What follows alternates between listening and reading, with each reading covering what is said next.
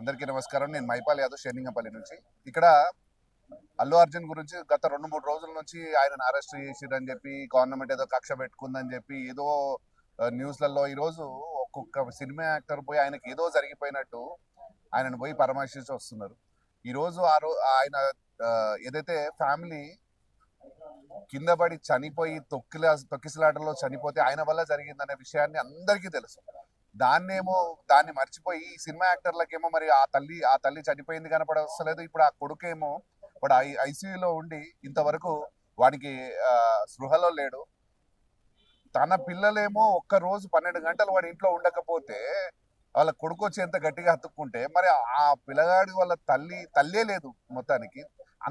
ఒక పాప కూడా ఉంది వాళ్ళకు. ఆ పాప మరి వాళ్ళ పాపను పోయి అడిగితే అమ్మ ఎక్కడ పోయిందమ్మా అంటే ఊరికి పోయిందని అమ్మ అని చెప్తుంటే అన్నకేమో జ్వరం వచ్చి హాస్పిటల్లో ఉందని అమ్మ ఆ పిల్ల చెప్తుంటే మరి ఆ పిల్ల గోస ఈ సినిమా యాక్టర్లకు కనపడతలేదా?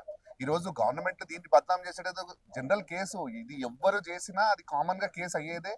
ఇది గవర్నమెంట్ కి దానికి ఆపాదించడం చాలా మూర్ఖత్వం. సో ఇదంతా రాజకీయం మీద బీజేపీ, టీఆర్ఎస్ వీళ్ళంతా ఈ రోజేమో వాళ్ళందరేమో సినిమా యాక్టర్ గురించి మాట్లాడడానికి వస్తున్నది. కానీ మరి ఈ రోజు చనిపోయిన తల్లి గురించి కూడా మాట్లాడతలేడు. అక్కడ హాస్పిటల్లో పడ్డ బిడ్డ గురించి కూడా మాట్లాడతలేడు. ఆ ఇంట్లో ఏడుస్తూ కూర్చున్న ఆ పాప గురించి మాట్లాడేటోడు వాడు గతి లేడు. మరి వీళ్ళందరికీ ఈ పాప వాళ్ళ కుటుంబం కనపడతలేదు. కానీ ఒక సినిమా యాక్టర్ అల్లు అర్జున్ ఆయన ఏం చేసిండు?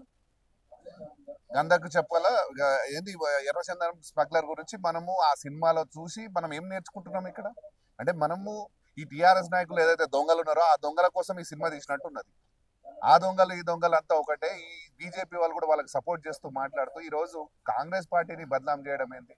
ఇక్కడ చట్టంలో జరిగే విషయాలు అందరికీ ఒకటి తిరిగే చట్టం ఉంటుంది. అదే టిఆర్ఎస్ గవర్నమెంట్ లో టిఆర్ఎస్ సినిమా యాక్టర్లకు చట్టం, ప్రజలకు చట్టం ఉండేది. కానీ ఇక్కడ అందరికీ సమానమైన చట్టం ఇచ్చే వరకు టిఆర్ఎస్ నాయకులకు అది మినుగుడు పడతలేదు.